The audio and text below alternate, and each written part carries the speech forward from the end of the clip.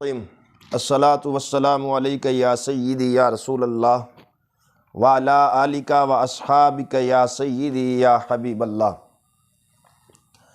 سامعین محتشم، آج کی ہماری یہ گفتگو عبداللہ ابن سبا یہودی کے ایجاد کردہ مذہب شیعہ، ان کے ایک بے حیائی والے مسئلے پر مبنی ہے، جس کو ہم آپ کے سامنے واضح کرنا چاہتے ہیں، کیونکہ یہ لوگ محبت اہل بیت کی آڑ میں اپنے آپ کو چھپائے ہوئے ہیں، اور جو گند غلاظت ان کی کتابوں میں لکھی ہوئی ہے اس کو لوگوں کے سامنے نہیں لاتے۔ عیاشی کا دوسرا نام مذہب شیعہ ہے۔ یہ بڑے بڑے امیر رئیس قسم کے لوگ ان کی سرپرستی ہی اسی لیے کرتے ہیں کہ ان کے خون میں بھی عیاشی ہے، اور ان کو ایسا ایک مذہب چاہیے جو عیاشی کی چھٹی دے دے، لہٰذا وہ مذہب شیعہ ہے تو ان کی وہ سرپرستی کرتے ہیں۔ حکومت بھی اسی لیے ان کو پروٹوکول دیتی ہے کہ کہیں یہ مذہب زیادہ سے زیادہ پھیلنا پھولنا چاہیے تاکہ دنیا زنا اور چکلے کا اڈا بن جائے۔ غیرت نام کی چیز ان کی خمیر میں بھی نہیں ہے۔ عورت کو محض عیاشی کا سامان سمجھتے ہیں، یہودیوں کی طرح بستر کی زینت سمجھتے ہیں۔ کبھی متے کے نام پر اس کو عیاشی کا سامان بناتے ہیں اور اپنے نفس کی تسکین کرتے ہیں، اور پھر ظلم یہ ہے کہ زنا جیسی بدکاری کو متے کا نام دے کر اس کو ائمہ اہل بیت اطہار کی طرف منسوب کرتے ہیں، جن کی پوری زندگی تقوی اور طہارت کی آئینہ دار تھی۔ ان متقین لوگوں کی طرف یہ ایسے بے حیائی کے مسائل کو بیان کرتے ہیں۔ اصل میں مذہب شیعہ کے ستون جو ہیں وہ 4 راوی ہیں، جنہوں نے ان روایات کو گھڑ کے ائمہ اہل بیت کی طرف منسوب کیا ہے، جن میں زرارہ ابو بشیر، جابر بن یزید جعفی اور محمد بن مسلم ابو الخطاب وغیرہ، یہ وہ لوگ تھے جنہوں نے ان روایات کو بڑے طریقے کے ساتھ گھڑ کر کسی کو امام باقر کی طرف منسوب کر دیا، کسی کو امام جعفر صادق کی طرف منسوب کر دیا، اور اس ساری بے غیرتی کے پلندے کو نعوذ باللہ من ذالک فقہ جعفری کا نام دے دیا۔ تو آئیے ذرا صرف وہ ہمارے پنجابی میں ایک مثال ہے کہ دیگ سے ایک دانہ چکھنے سے پوری دیگ کا پتہ چل جاتا ہے۔ اب انہوں نے عورت کو محض عیاشی کا سامان کس طرح سمجھا، یہ میرے ہاتھ میں مذہب شیعہ کی کتب اربع میں سے تہذیب الاحکام ہے۔ تہذیب الاحکام یہ ان کی جو 4 کتب ہیں حدیث کی سب سے بڑی، ان میں سے ایک ہے۔ اس کو لکھنے والا ابو جعفر محمد بن حسین الطوسی، یہ ایران سے چھپی ہے۔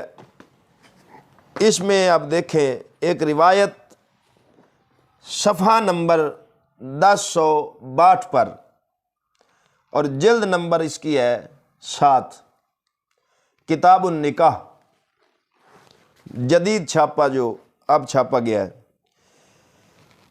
کہتا ہے کہ وَعَنْهُ عن محمد بن یحییٰ عن احمد بن محمد عن اسماعیل بن حمام عن علی بن جعفر قال سألت ابا الحسن عن الرجل يقبل قبل المرأة قال لا بأس۔ کہتا ہے کہ میں نے ابا الحسن سے پوچھا، راوی، اس شخص کے بارے میں جو اپنی عورت کی شرمگاہ کو بوسہ دیتا ہے، تو آگے سے انہوں نے کہا قال لا بأس، کوئی حرج نہیں، لا حول ولا قوۃ الا باللہ العلی العظیم۔ اصل میں دوستو بات یہ ہے کہ جن زبانوں سے اور جن منہوں سے صدیق اکبر، فاروق اعظم، عثمان غنی ذی النورین رضوان اللہ علیہ مجمعین اور امیر معاویہ جیسے عظیم صحابیوں کے خلاف نازیبا کلمات نکلتے ہوں، بکواسات اور غلاظت نکلتی ہو، وہ منہ اسی چیز پر رکھنے کے قابل ہوتے ہیں جس پر وہ رکھ رہے ہیں۔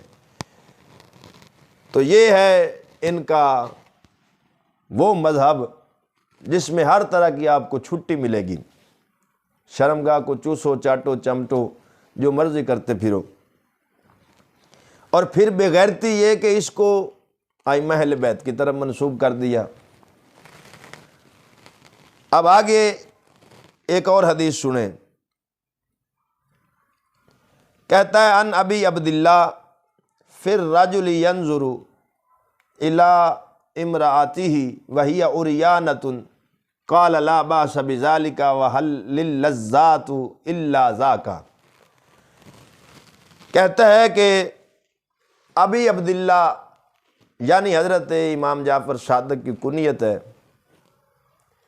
کہتا ہے ان سے پوچھا اس شخص کے بارے میں کہ کیا بندہ اپنی بیوی کو، عورت کو عریانہ مکمل ننگا دیکھ سکتا ہے یا دیکھتا ہے؟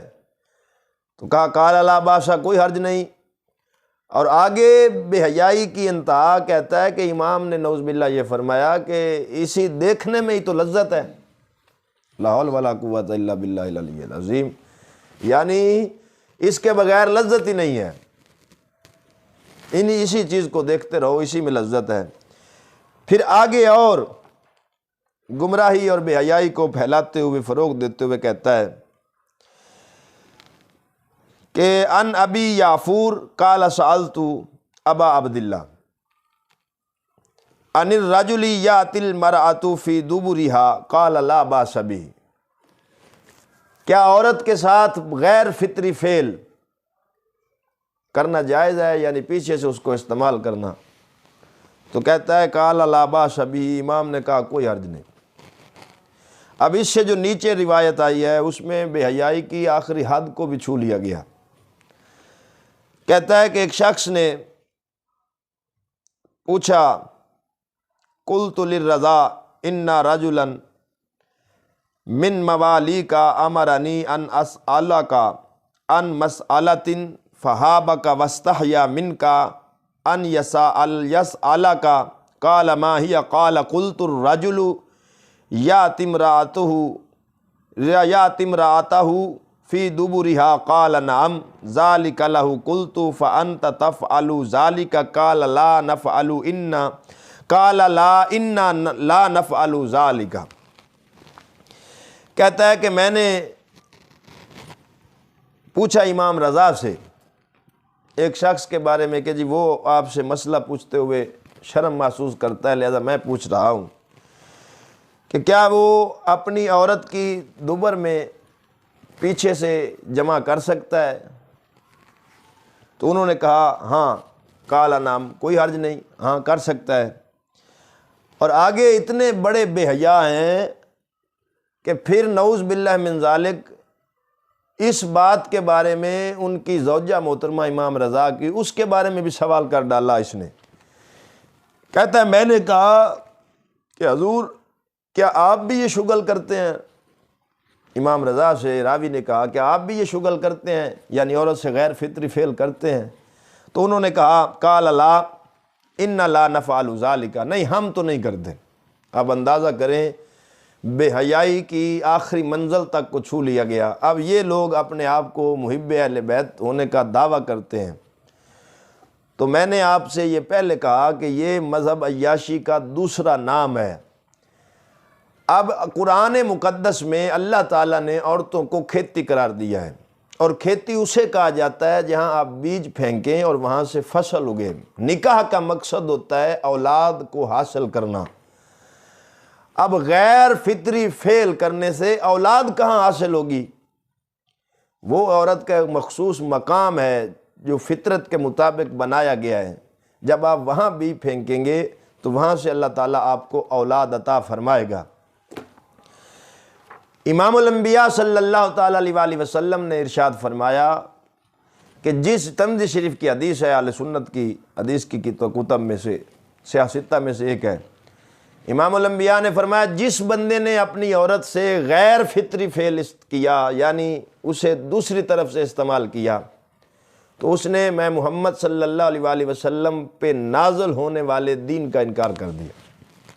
تفسیر مظہری شریف میں قاضی ثناء اللہ پانی پتی علیہ رحمت نے لکھا، امام الانبیاء صلی اللہ علیہ وآلہ وسلم کی حدیث مبارکہ ہے کہ جو اپنی عورت سے غیر فطری فعل کرتا ہے وہ ملعون ہے، لعنتی ہے۔ امام الانبیاء نے اس پہ لعنت فرمائی۔ یہی بیماری قوم لوط میں آئی تھی، وہ تباہ و برباد ہو گئے، اور یہی بیماری مذہب شیعہ میں ہے، اور اس کو نعوذ باللہ اماموں کے نام پہ جائز قرار دے رہے ہیں۔ اب یہ سیدھا سادہ مرد کا مرد سے فعل تو کرنا نہیں جائز قرار دے سکتے تھے، دنیا جوتے مارتی ان کو۔ اب انہوں نے وہی قوم لوط والے عمل کو عورتوں سے کرنے پر اجازت دے دی۔ آپ اندازہ کریں، یہ ہے، کیونکہ میں اسی لیے اسے فقہ جعفری نہیں کہتا، نہ فقہ اس فقہ کا امام جعفر صادق رضی اللہ تعالی عنہ سے دور دور تک کوئی واسطہ نہیں ہے۔ یہ عبداللہ ابن سبا یہودی کی ایجاد ہے، جس کو آگے پھیلایا محمد بن مسلم نے، جابر بن یزید جعفی نے، زرارہ اور ابو بصیر جیسے خبیثوں لعینوں مردودوں نے، اور بڑے طریقہ واردات کے ساتھ ان روایات بے حیائی پر مبنی کو گھڑ کے ائمہ اہل بیت کی طرف منسوب کر دیا۔ اب جو پیر حضرات ان کی گود میں بیٹھے ہیں اور وہ کہتے ہیں کسی کو کچھ نہیں کہنا چاہیے، سب کے ساتھ مل کر رہنا چاہیے، میں ان کو مشورہ دوں گا کہ یہ جو اتنے پیارے ہیں تو ان کی لکھی باتوں پہ بھی عمل کرو، یہ جو یہ کر رہے ہیں تم بھی کرو، کیوں نہیں کرتے ہو؟ صرف نذرانے لینے کے لیے بیٹھے ہو درباروں پر؟ کچھ شرم آنی چاہیے۔ اہل سنت کی حد کو جب بھی کراس کرو گے تمہارے لیے بربادی اور تباہی ہوگی۔ ایمان کی حفاظت اور جنت اگر ہے تو وہ اہل سنت و جماعت کے سچے سچے اور پاک و صاف عقیدے میں ہے۔ دعا اللہ تعالی ہمیں ان کے شر سے بچائے، آمین ثم آمین، وآخر دعوایا ان الحمدللہ رب العالمین۔